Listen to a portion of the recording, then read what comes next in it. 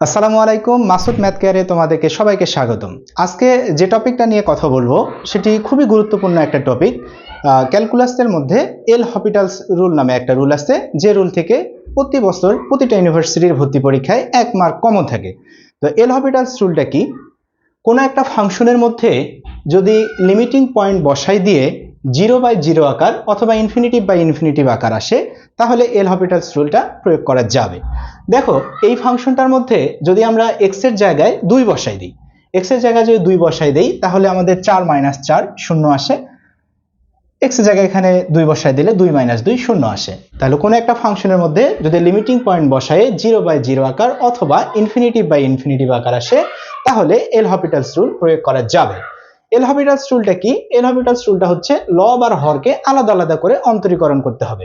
আমরা যদি লবকে অন্তরীকরণ করি, উপরে যদি অন্তরীকরণ করি তাহলে এক্স স্কয়ারের অন্তরীকরণ 2x, ধ্রুবকের অন্তরীকরণ 0, নিচে x এর অন্তরীকরণ 1, 2 এর অন্তরীকরণ 0। এখন এখানে যদি আমরা x এর জায়গায় লিমিটিং পয়েন্টটা বসাই দেই তাহলে আমরা মান পেয়ে যাচ্ছি।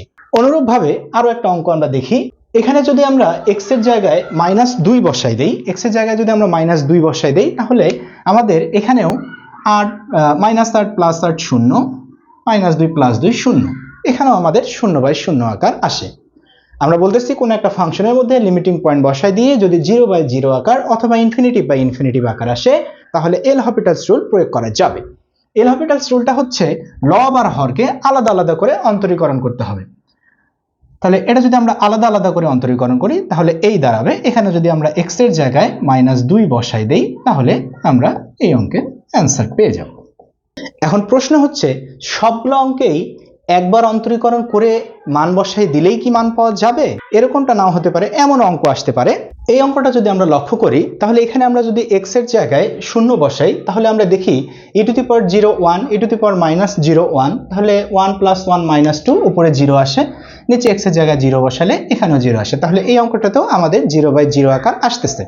তাহলে আমরা বলতেছি যে যদি কোনো ফাংশনের লিমিটিং পয়েন্ট বসায় 0/0 আকার অথবা ইনফিনিটিভ আকার আসে, তাহলে এল হপিটালস রুল প্রয়োগ করা যাবে। এল হপিটালস রুলটা হচ্ছে লব আর হরকে আলাদা আলাদা করে অন্তরীকরণ করতে হবে। তাহলে আমরা যদি অন্তরীকরণ করি, ex এর অন্তরীকরণ ex, e - x এর অন্তরীকরণ -e - x, x স্কয়ারের অন্তরীকরণ 2x। এখন দেখো তো, এই জায়গায় যদি আমরা x এর জায়গায় এখন 0 বসাই দেই তাহলে e⁻0 কত 1, e⁻−0 কত 1, তাহলে 1 - 1, উপরে 0 হলো, নিচে x এর জায়গায় যদি আমরা 0 বসাই তাহলে এটাও আমাদের 0 হলো। তাহলে এখানে আমাদের কি হচ্ছে, এখানে আমাদের আবার 0/0 আকার আসতেছে। তাহলে এরকম যদি 0/0 আকার আসে তাহলে কি করতে হবে, এটাকে আবার আলাদা আলাদা করে অন্তরীকরণ করতে হবে। এটাকে যদি আমরা আবার আলাদা আলাদা করে অন্তরীকরণ করি তাহলে আমরা এটা পাবো। এখানে এখন x এর জায়গায় যদি আমরা 0 বসাই দেই তাহলে e⁻01, তাহলে 1 + 1, এই অ্যান্সার হয়ে গেল। তাহলে যদি আমাদের একবার অন্তরীকরণ করার পরে আবার 0/0 আকার আসে তাহলে কি করতে হবে, লব আর হরকে আবার আলাদা আলাদা করে অন্তরীকরণ করতে হবে। আসো আমি আরো একটা এক্সাম্পল দিয়ে বোঝাই। এই একটা অঙ্ক আমি লিখলাম 1 - cos x, 1 - cos x বা x²।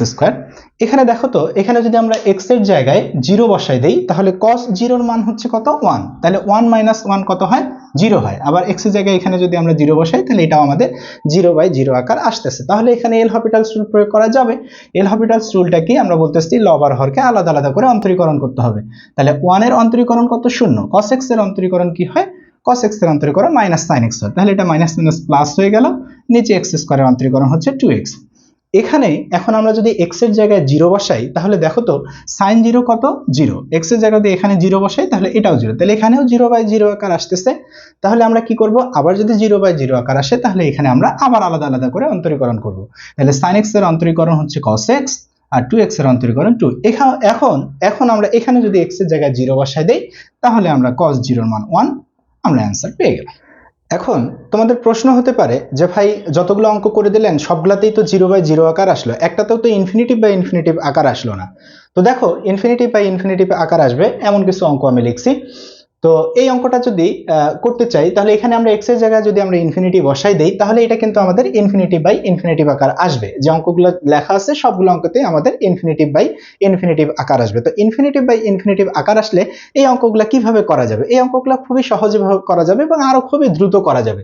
এই অঙ্কগুলো করার সময় একটা জিনিস মাথায় রাখতে হবে যে উপরের এক্স এর সর্বোচ্চ পাওয়ার এবং নিচের এক্স এর সর্বোচ্চ পাওয়ার, পাওয়ার মানে ঘাত, যদি এগুলো সমান হয়, এগুলো যদি সমান হয় তাহলে অঙ্কটার অ্যান্সার হবে উপরের এক্স এর সর্বোচ্চ পাওয়ারের সহগ বাই নিচের এক্স এর সর্বোচ্চ পাওয়ারের সহগ। উপরের এক্স এর সর্বোচ্চ পাওয়ারের সহগ বাই নিচের এক্স এর সর্বোচ্চ পাওয়ারের সহগ।